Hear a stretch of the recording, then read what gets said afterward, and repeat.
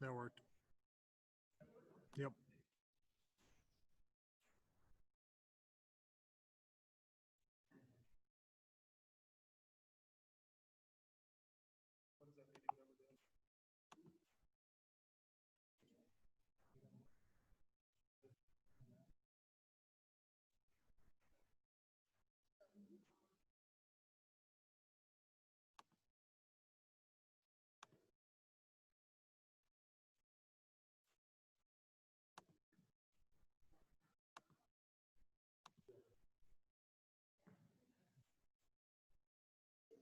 You don't have your thing on, do you? It's not in your pocket. No, It's following you. No, it's on you. It's, I know it's hunting. It's going Yeah. on.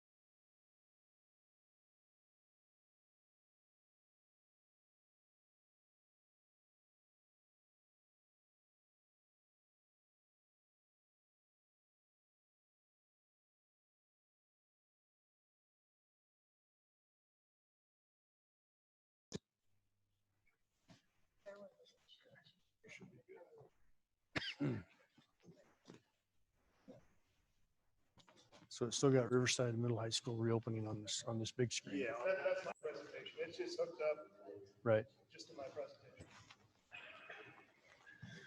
Okay, Megan, hear me?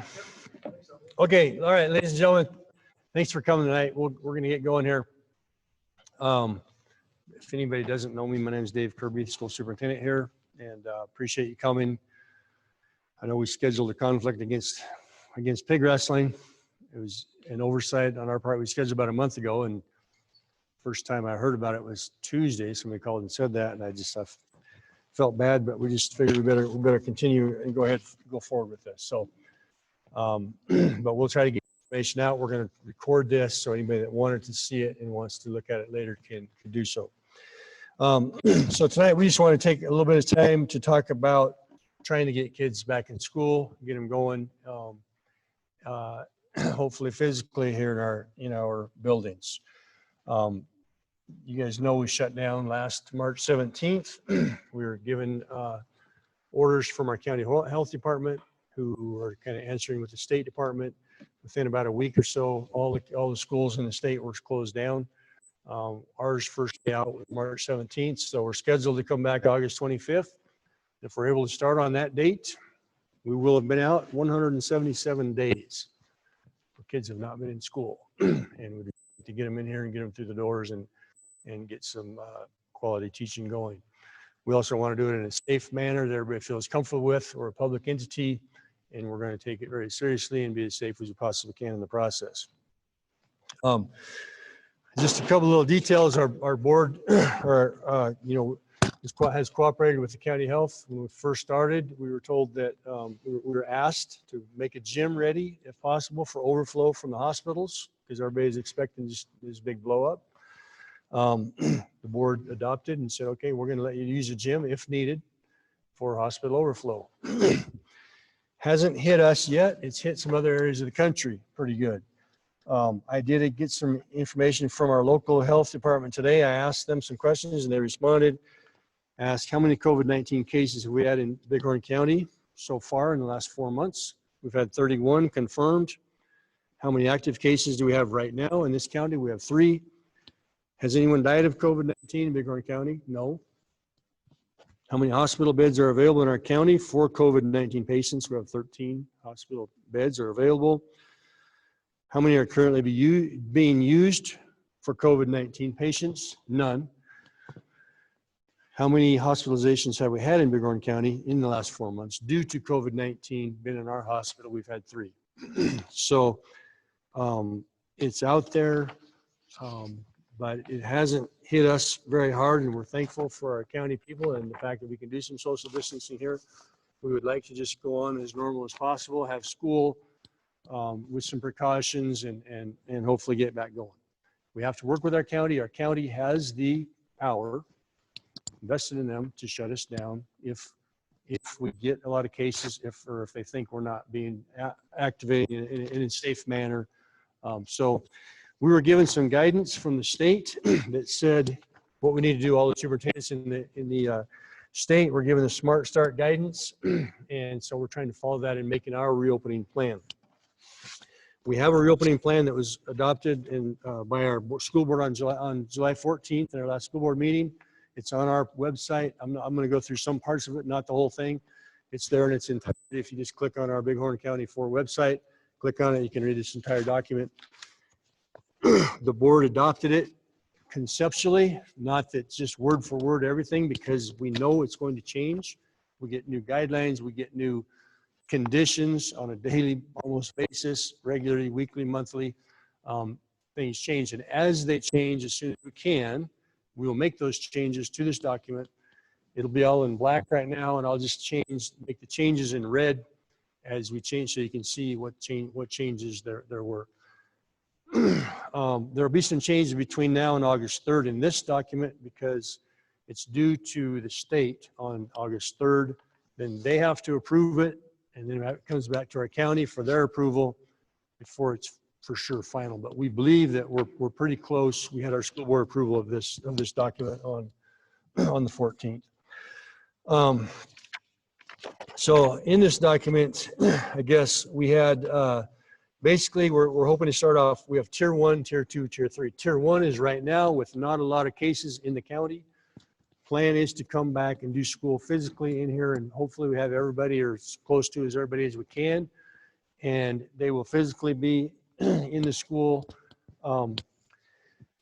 taking classes, and we have some rules we have to follow in order to ensure the safety of our kids as much as possible. And that is, we need to wear masks while we're in transition periods, when we're coming in close contact with others. We think in this building, we're fortunate that we can get social distancing 6 feet or more in most of our classrooms. And so we're going to make sure that kids take their masks off as soon as they get into class. In this building, elementary school has kind of a plan, split up some classes. In this building, we're thinking if you have somewhere in the neighborhood of 14 probably, and a teacher can be teaching without a mask on. Bigger than that, most of our classes average about 10 kids per teacher, quite honestly. But we have some that are up there in 18, 19. If that's the case, and we can't schedule it differently, we'll pull 3 or 4 or 5 of those kids out to get down to that magic number of 14, and they will be in the commons simultaneously taking this class that their peers are taking right next door. And they'll be on their laptop for that period with headphones and their Chromebooks, and that lecture, the discussion is being broadcast to them, and they might just be outside next door. If they have a question, the teacher could come out and talk to them. Next period, they probably just go to class because the next period only has 12 in it, and away they go. So they're not having to go from home. There's a lot of schools in the state and country that are looking at going to every other day period because they can't do the social distancing that we're doing.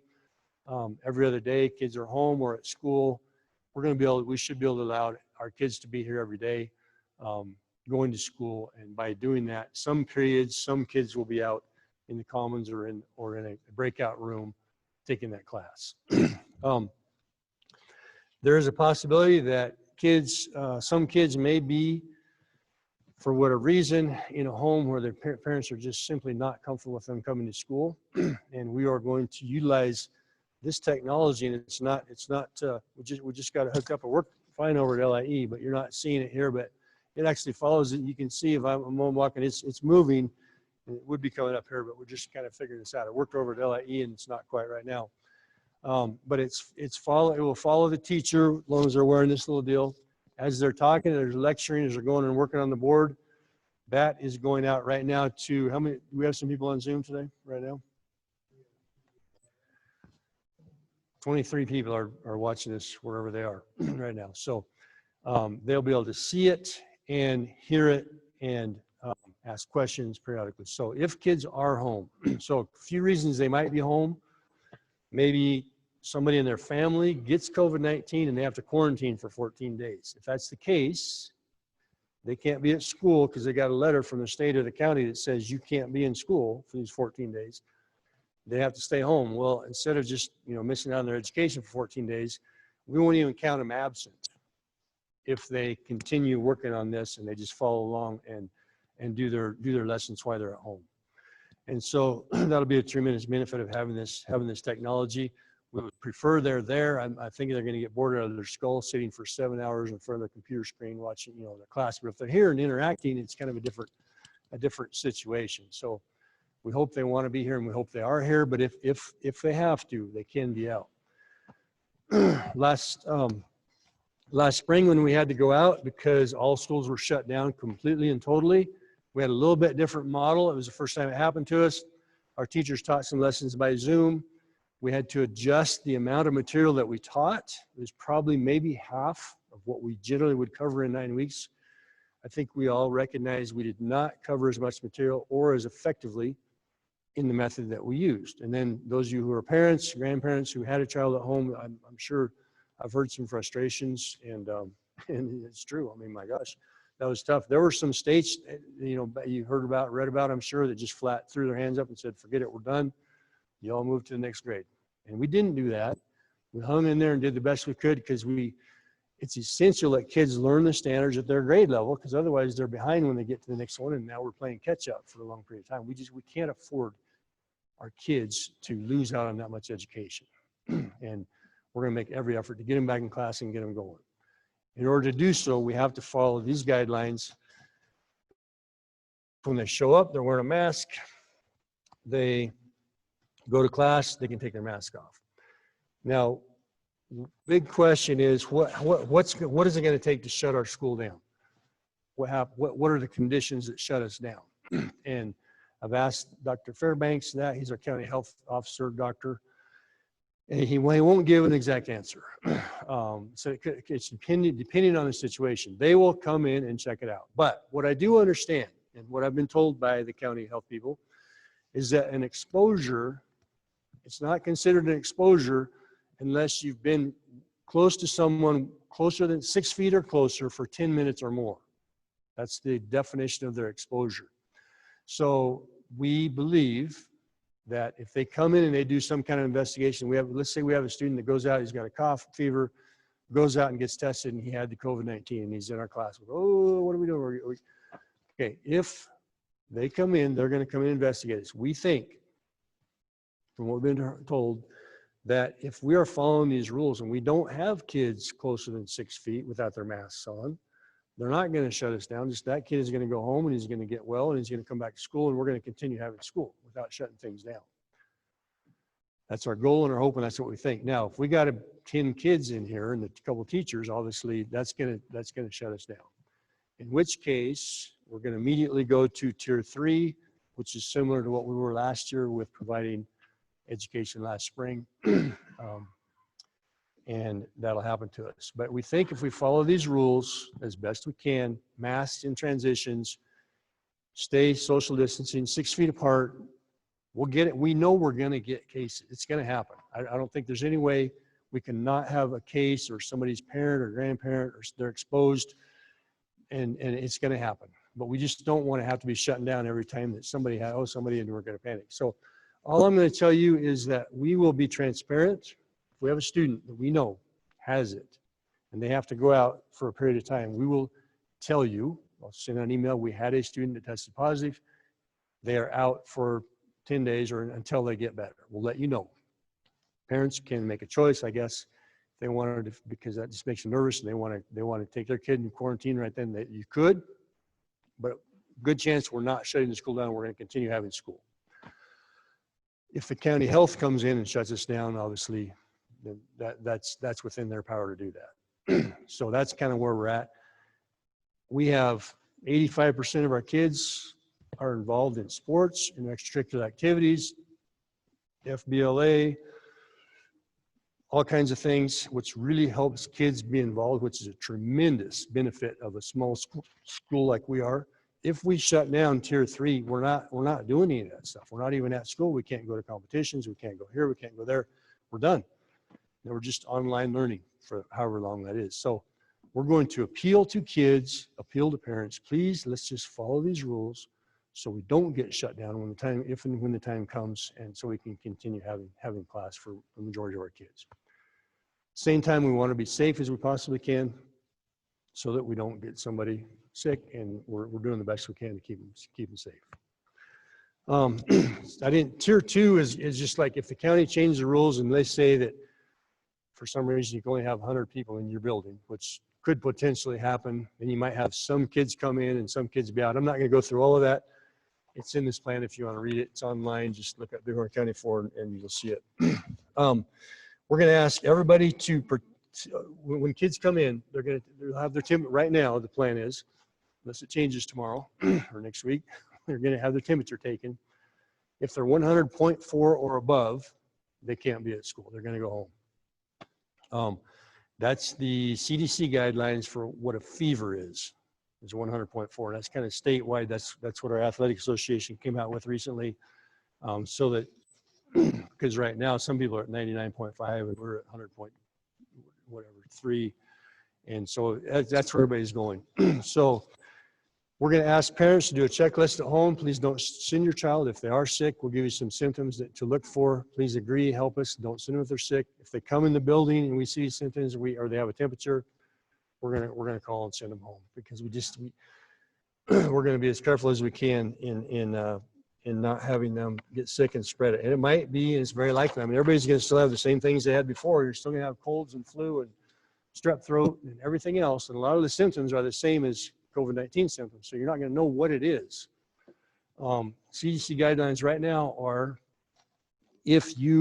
let's say a student is kind of sick, has a fever, goes home, whatever, in 5 days, they decide to go get tests for the COVID-19 and it comes back positive. Right now, the rule is 10 days from the time they first had symptoms, they have to wait 10 days before they come back into public. And then the other rule is they have to be at least 24 hours after they had a fever, after the fever has gone out, without fever-reducing medication.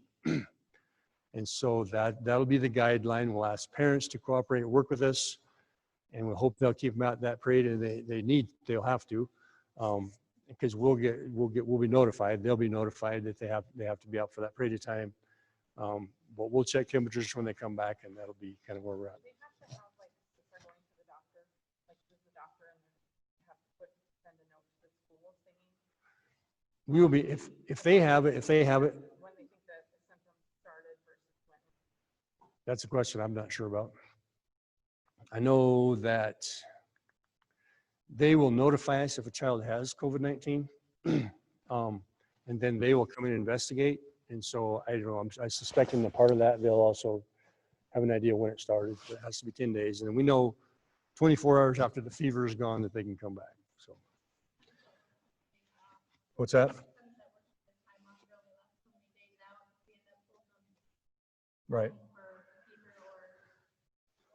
Okay.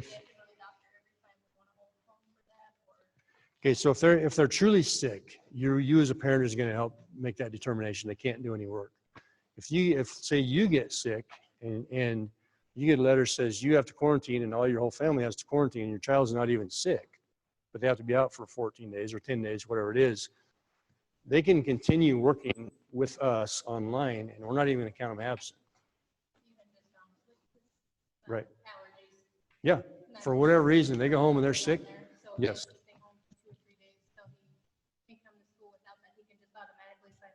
Yeah. He's just going to log in to the classes. He's not absent so long as he's participating.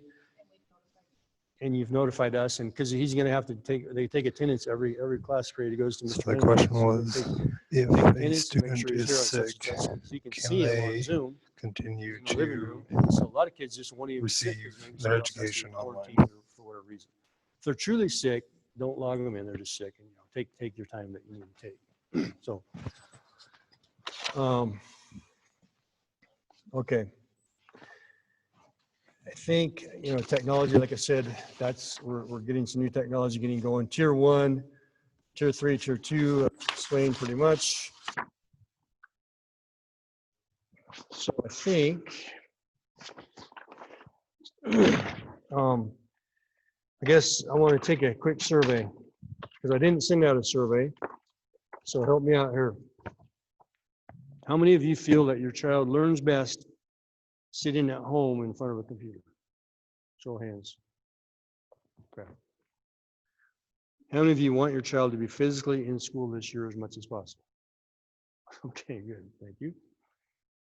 How many of you want your children to be safe? Okay. How many of you are willing to work with our schools to make this school year safe and productive? Okay. All right. Appreciate that. I've had talked to superintendents across the state who have done similar meetings, or they have talked, and some parents are saying, by gosh, my kid's not coming if that's where a mask is just not coming. And somebody else over here is, well, I'm not coming if everybody's not wearing a mask because I don't want my kids being safe. There's two camps. We're going to ask for some cooperation. We're going to let kids not have masks most of the time as soon as they're in the classrooms. But when they're not, transitions, we're just going to say, put your mask on, let's go to class. And when you get there, take them off. We'll hopefully keep you here, keep you safe, keep you involved in sports. And that's our goal. So appreciate you guys coming out, working with us. We have 2 brand new, beautiful schools. We want to get our kids back in there and keep them there, hopefully. Yes. With the mask, do we as parents provide them that? Are we responsible for making them home once a week to be clean? Yes. We're going to ask you to. Where are they? Okay. The question was, are parents going to be expected to provide masks for the kids? We would like you to, if you can, to provide masks, just like a school supply list item. We are going to give every kid a mask on day 1. It's a really cool one. It says Riverside Rebels on it. Do we have one around here somewhere? Heat's got one up there. Everybody's going to get one day one. And probably if they lose it in a week or 2 or a month, we'll probably give them a second one. But we've already had it. Somebody, these were, they're like $3.50 a piece, and we're going to provide them, but we're not going to just give them out every day when kids forget their mask. So, but they're all going to have one. So, yeah, that would be great. And, we talked about different ways to do this, and we would just really like them to just keep that mask. They take it home, they wash it. You guys, we talked about doing the laundry here, and I don't know if a kid breathes in it, and like a little kid, sometimes they runny nose in it, and you just wash it and give it back to some other kid. To me, I don't like that idea. I just think this is a personal item, just like other items. Yeah. So just if you would just do it, and you can get any kind of mask you want. I don't care so long as it's school appropriate. It can't have something like you wouldn't wear on a T-shirt that's skull and crossbones, or something that we wouldn't normally allow, because there's plenty of those out there in Walmart masks right now that's got blood coming out, and just no, we're not doing those. So What if face shield works for a mask if they didn't want to have the cotton for their face? as of right now, I was told from our county that face shields are not going to be approved. So the county said the state said no, that's not going to be an approved item, because we had a classroom like 1st, 2nd grade who just requested. I was looking and thinking about buying them because they're about the same price as a mask, just a shield. And then we got that notification. No, as of right now, it's a no. Now, right. Right. And if we get there, I don't know, maybe we'll break that one regulation and say, for crying out loud. But right now they're saying no. That would be, and Mr. Clary, maybe you can kind of clarify, if it's a medical issue that's affecting their education, that would be a 504. We'd have to possibly look at it and say, 504. Yeah, we'll have to figure out some way. We're going to work with them as best we can. We'll figure out something that's going to work.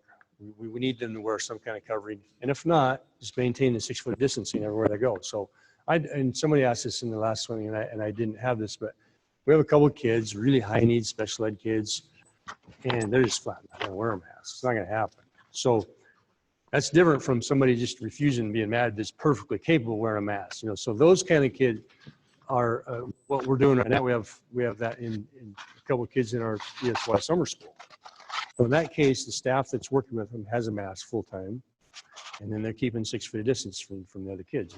And we'll make that work for certain kids if we have to. Okay, I want to stop. Mr. Kirby, I do have one question from Zoom. Can we purchase more of the masks that are from the school? We can, and we will. Right now, we bought 1,000 masks. We have 250 kids. We'll give them out. But we're not going to just hand them out like candy because they're kind of expensive. We will get some more. Next time we buy them, quite honestly, that one I like that one. It's adjustable. It's got a little wire over the nose. You can, it clamps down on you.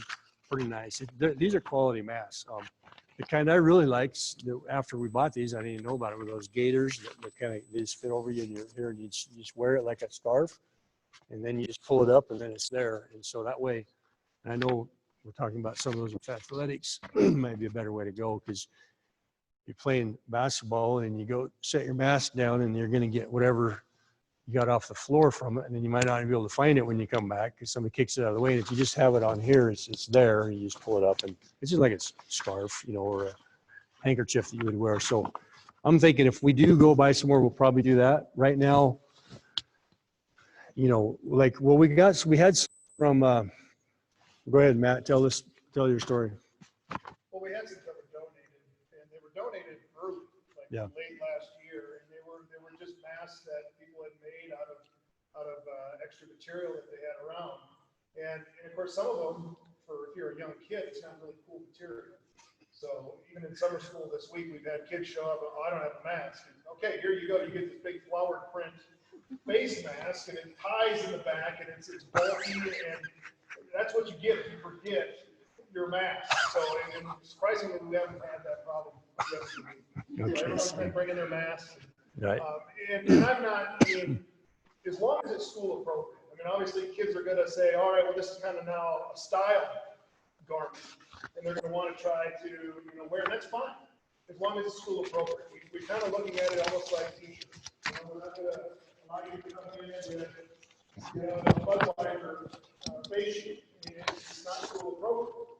We want kids to be safe and appropriate. And that's kind of the way we're going to look at it.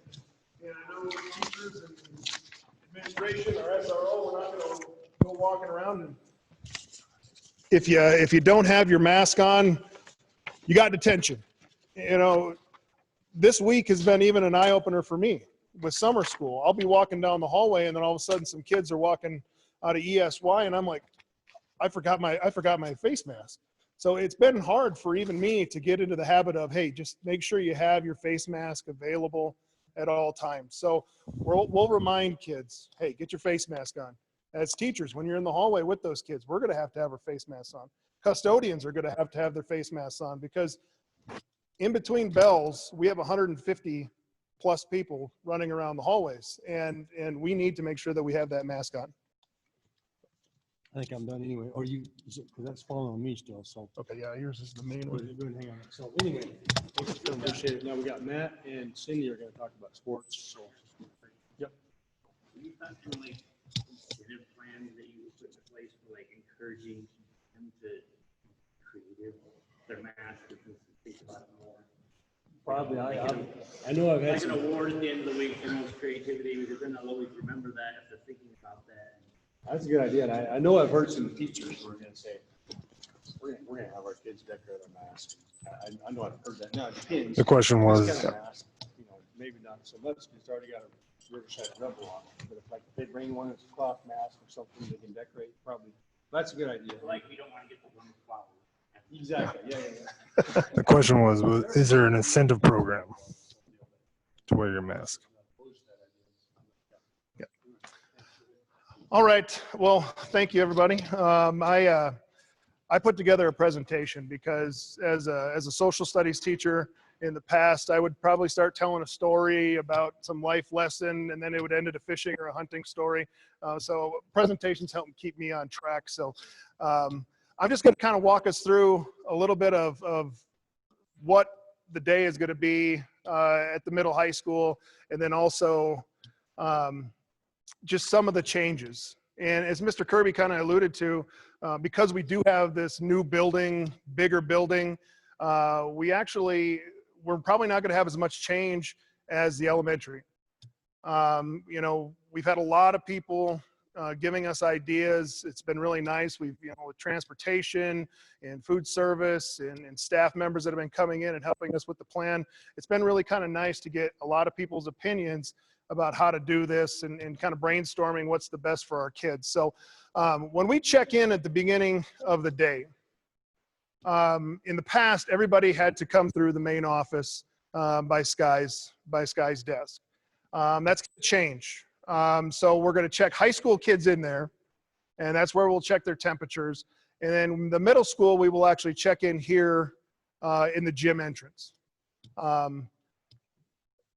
know Mr. DeRozier and myself, we would get to school at 7 before in the morning. We would have kids chomping at the bit to get in here at 7, but we are not allowing kids into the building until 7:30. So we will make sure that the doors are locked until 7:30, and then kids will be able to come in the appropriate doors. Middle school here down at the gym, high school will be getting their temperatures checked down at the high school or the main entrance. Breakfast. We are very lucky that we have area to move around and to expand. So with our tables, we have 11 tables. We're able to fit 3 people at each table to keep social distance. We're going to be able to put tables up on the stage to add more seating. We have the upper commons tech bar area where we'll be able to sit students along the top and a couple small tables where you'll have individual students be able to sit there. We'll be able to sit more kids in the lower commons area. And then our overflow area will actually be the staff development room, and the room that we have the board meetings in. We will set up tables there, and we will be able to move kids around if we have more people. So for breakfast, as soon as they get the temperature taken, they have their mask, they can go to the lunch line. They have to keep their mask on. There'll be marks on the floor so that we're keeping social distancing, you know, while they're getting their food. Everything will be the same. They'll be able to go and sit down, and then they're off to their first period class. All right. So getting to class and in class. So as Mr. Kirby alluded to, rule of thumb is this. If you are walking, your mask is on. If you're in the hallways, like I said, we have 150 kids during passing periods. And if we have that many people, obviously we cannot control social distancing. So if you're in the hallways, masks are on. If you're up in the classroom as you're walking into class, we want to make sure that you also have your mask on. Each teacher is going to have their room marked out, social distance, and each classroom will be a little bit different. Mrs. Love has a lot smaller classroom than Mr. Karn. You know, so some of these teachers, depending on the period, we might have overflow. And that's one thing that the staff, we're going to have to sit down with our schedules, our rosters, and say, okay, during first period, who has kids or more kids than what, you know, the classroom size allows. And those are the things that we'll go over our first week when staff comes back so that we know each period who needs to go where to check in. Each classroom will be set up. As you can see, we have a malfunctioning swivel, just as I'm going to be talking about it. So each classroom, okay, you found me? All right. So each classroom will have this in their classroom, or each teacher will have this in their classroom. This to me was one of the things that when we came back and we knew we were going to kind of go with a hybrid method, that I wanted to make sure that every classroom had, because this helps teachers out tremendously, because I know we had staff that were worried, am I going to have to put together online lessons for some students and then, you know, lessons for kids in the classroom? This allows teachers to teach and move around and do what they normally would do in a classroom. It's actually very clear. I was really surprised when we tested it out this afternoon, how well you can hear online. And teachers are going to be able to come in, teach, and yet still get information out to kids that might be learning remotely at home. So each one of the classrooms will have these swivel cameras in it. As Mr. Kirby alluded to in the last meeting, they were ordered a couple weeks ago, 6 to 8 weeks. So we're hoping to get them here right at the beginning of school. They're very easy to use. It's basically kind of a plug-in, put your iPad on it, and away you go. As long as you're not moving too quickly and turning your back on it, it picks it up and follows that teacher around anywhere you go. Every teacher will be using Canvas this year. And I know the vast majority of teachers used Canvas last year, but not everyone did. And at the middle high school, there was a lot of troubles with teachers that did not use Canvas full time. So everybody will be using Canvas. And we are going to hope for the best, but we are going to plan for the worst. So if we start off in tier 1, we're going to hope we stay in tier 1. But we're going to be teaching kids right away. In my class, this is where you will find assignments. This is where you will turn in assignments. And this is exactly how you will do it. So that we do not have the issues of, well, so-and-so, Mr. So-and-so, Mrs. So-and-so, they've never taught me how to do this. I have no idea how to do this. Okay, this is going to be a day 1 lesson of every teacher. This is where you are going to turn in assignments. This is where you're going to get your assignments. So if we do happen to have to go to tier 3 and it becomes purely online, every kid will know exactly what each teacher's expectations are. So everybody will be in Canvas. Just so I'm clear, tell my kids. So everybody's going to be using Canvas, but like last year, some teachers had you go here for one thing in Canvas. Some of them, the way it was set up even in Canvas was still a little different. So each teacher will specifically tell the kids, go here for this, go there for this. Yes. Right? And they, Yep. Are they going to print that out so that those kids can refer back to that? We can make that happen. That was by far the one major issue that we had last year was, well, I don't know what to do. So from day 1, each teacher, that's going to be one of the main plans. We're going to go through student handbook and we're going to learn this is what each teacher is requiring in Canvas so that everybody is 100% for sure where to go to get assignments and where to hand in assignments. Just to know for people, because I had the benefit of having him at home, and the parent Canvas looks 100% different from the teacher's Canvas and from a student Canvas. Yeah, and also that the laptop version versus the app version are also very different. Yes. So, but that is going to be our goal. First week, teachers are going to know, or teachers are going to make sure that the students know what are the expectations and where to find everything in their classes. So, yes. So are we, if we, as a parent, we're already on Canvas last year, are we already have access for this year? Yes, your accounts are still set up. And I do know that there are tutorial videos that we will be posting on our webpage also. So if parents have questions about how to do this, do that, you're going to be able to access those tutorial videos.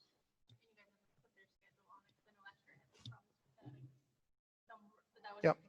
Yeah, because some teachers didn't have Canvas, but everybody will have Canvas, so their entire schedule will be on Canvas. Okay. All right, so at the end of every class period, because we do have the really nice bell system, we are going to put in a 2-minute cleanup bell. And in every classroom, we will have our cleanup kit that the custodians have put together.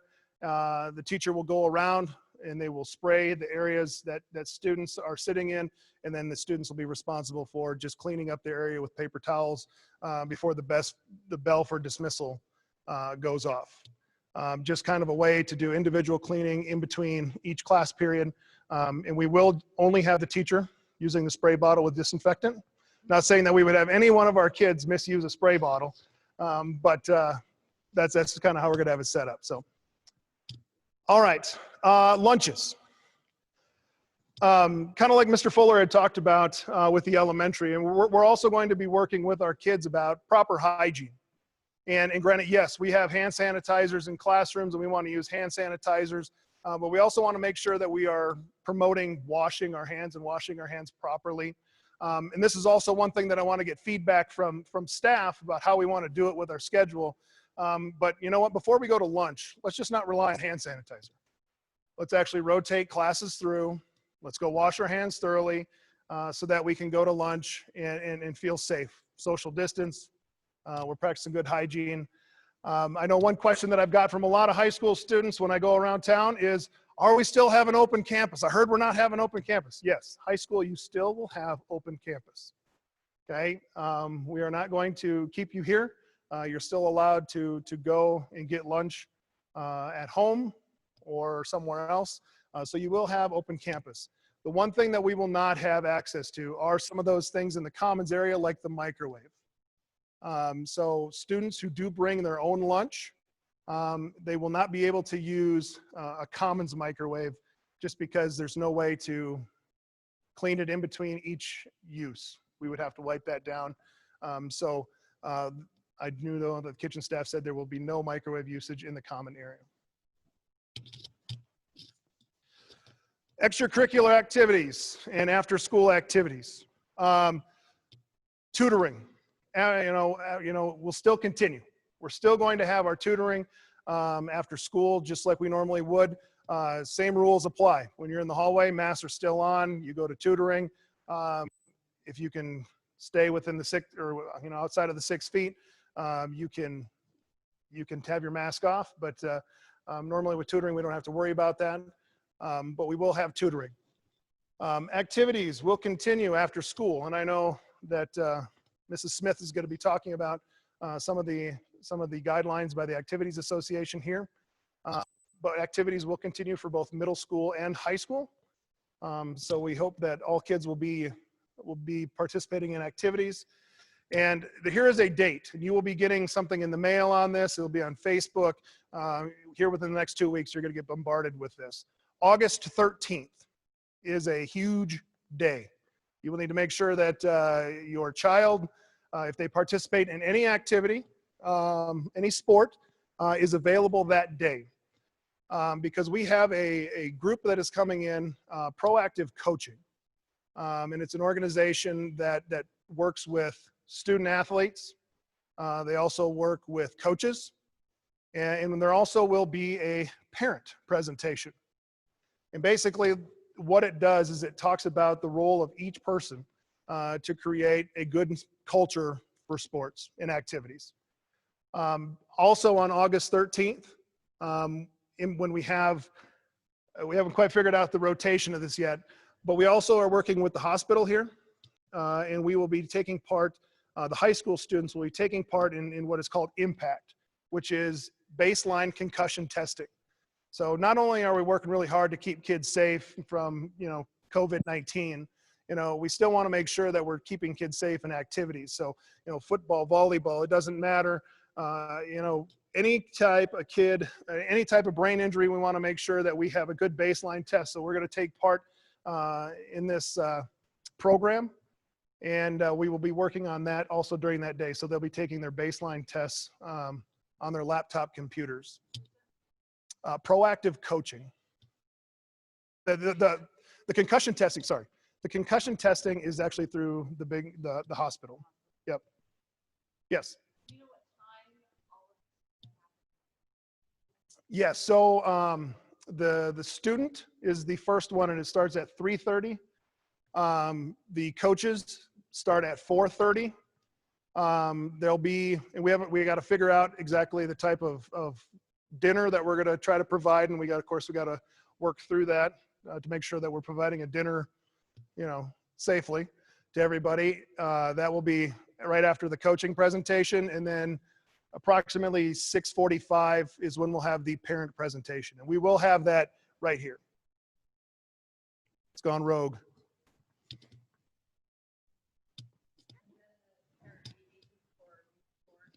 Yeah.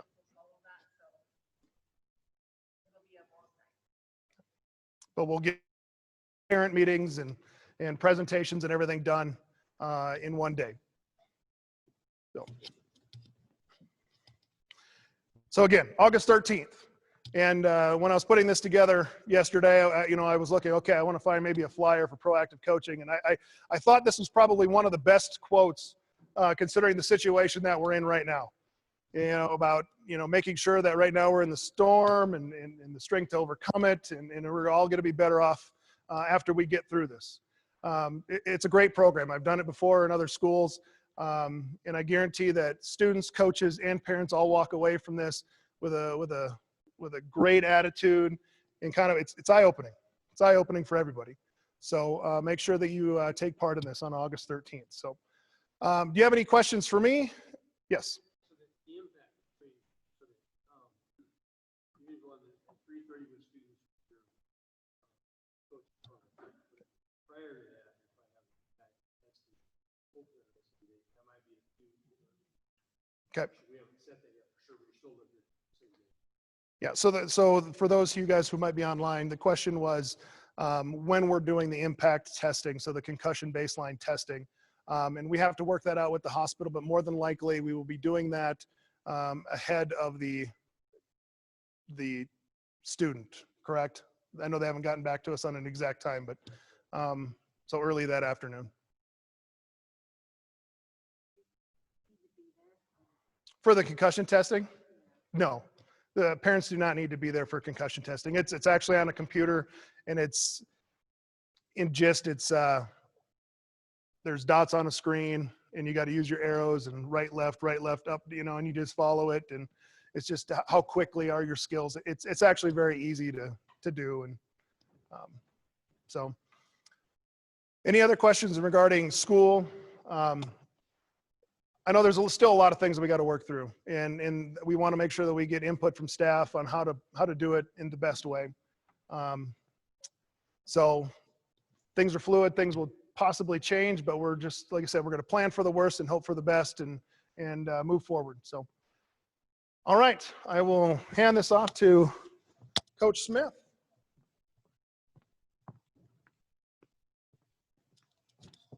Okay, so I know that there's been lots of questions about activities because it was kind of a bummer last year when we had to miss out on some. And so the Activities Association, Ron Lardis, really did a nice job. We started meeting last spring on Zoom meetings and trying to come up with a plan. And so we were really excited to come out with the news this week that we are going forward with our sports programs.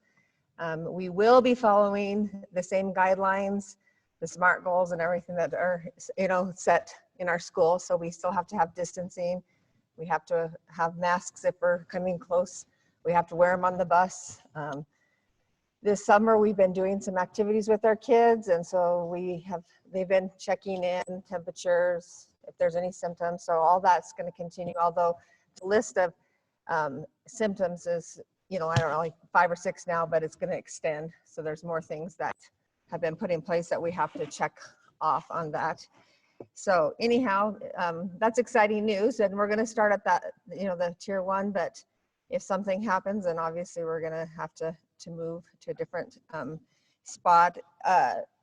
Even though it's approved, we still have to work within our county and what the health people are telling us, so they can come in and tell us anytime that we have to do something different. We have to be aware of that. We are going to be going in last fall, we did a scheduling meeting. Well, now we're going back on Monday and we're rescheduling stuff. So if you've been on the Activities Association side, or even I think it's on YO Preps, you can kind of see some of the plans that are put out there, but we have to go in and change because there's going to be no tournaments. So we have to change those to either 1 match or possibly 2, as long as we have cleaning that comes in between. So we'll know more after Monday as far as that goes. I know one thing that people have voiced is, why do we have to change state football from Laramie? So I just want to put out there, like, that's just all another safety precaution so that we can keep athletics going all year.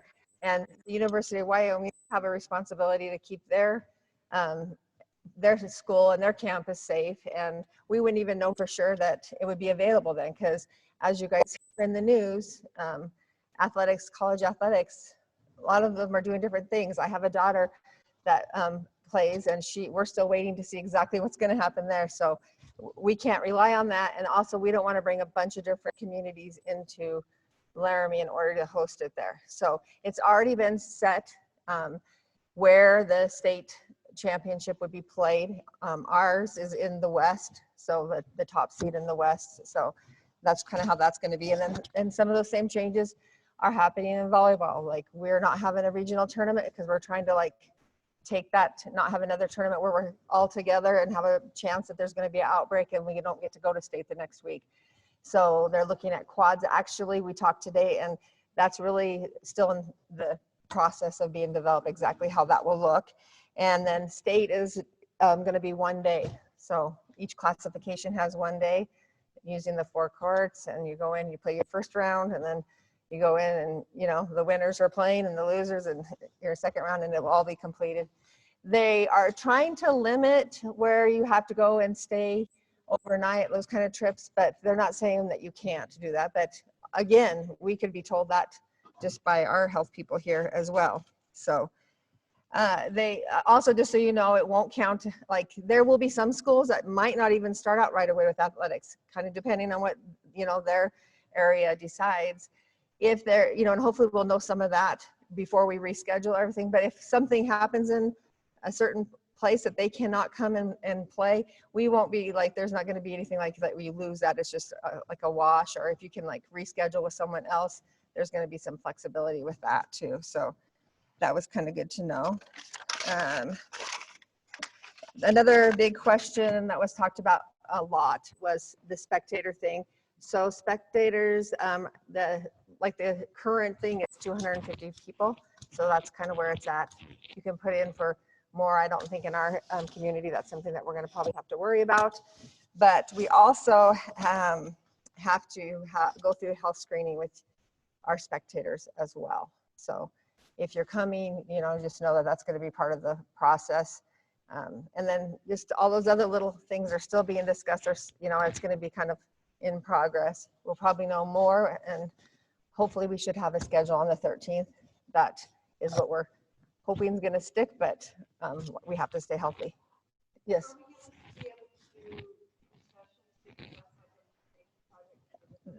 We talked about that, and they talked about not, you know, having everything wrapped, and that could be a possibility. They did say that you can't throw, you know, so they're trying to keep a limit of where it's double contact, but I think they are working on that, and, you know, trying to, you know, I don't know that we'd be able to do maybe popcorn and stuff because it's not, you know, wrapped, but possibly candy bar, stuff like that, that's pre-wrapped. But the same thing as far as throwing stuff into the crowd, we can't do that. So I mean, there's going to be a lot of those kind of stipulations that are put on us. The deal is, you know, we just have to be positive about it. Like, we get to participate. Like, they could have come and told us, oh, nope, nothing, just like they did with the track athletes, and even 3A and 4A state basketball. They didn't get to finish their tournament. Some teams played one game and it was a shutdown. So I just feel thankful that we get this opportunity. It's not ideal, but I'm excited that we get to have the kids, you know, they're ready to, you know, participate and be seeing each other and getting back to school and doing their activities. So I think we just have to kind of focus on that positive and really try to do a good job of taking care of our health, sanitizing, doing all those. Will be the same rules on the bus, you know, so we're pretty much going to be the same thing as what is happening everywhere else.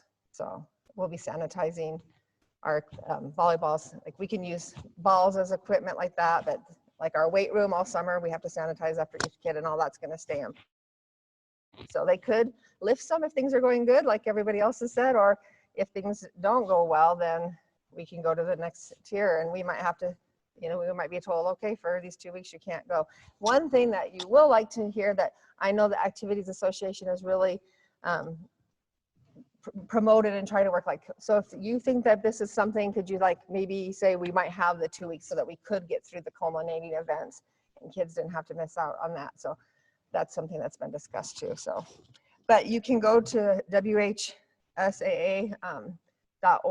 and you can see a lot of these documents. They may be changing, as Mr. Kirby mentioned, that things keep changing. We met several times this summer, and one thing I'll have to say is I feel like as much as we wanted to be doing a lot of things, we really worked hard to stay in compliance this summer. And so we had to send in, we had about 30 different athletes that did some different things in our schools this summer, and nobody tested positive. So that was a positive thing. And, you know, we just had to stay with the stipulations and stuff. So we kind of have some step in the right direction, and we just need to keep doing the same thing that we've been doing. And then I will say, remember August 13th, because that is going to be a big, fun, exciting couple events for us and just some great things that are moving forward in our athletics. So, but like I said, on that day, we'll also have an update on if there's been any changes and like where our schedules have been moved to and that kind of stuff too. So that's about all I have unless you guys have any other questions. Nope. Okay. Yes.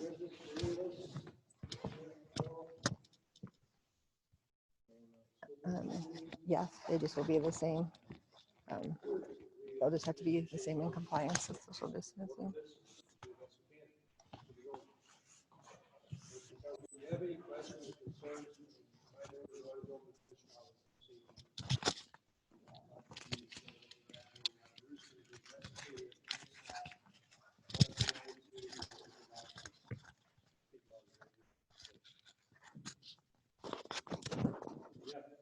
Check with Jeff there if you want to get one of our rebel masks, try to get one out each adult.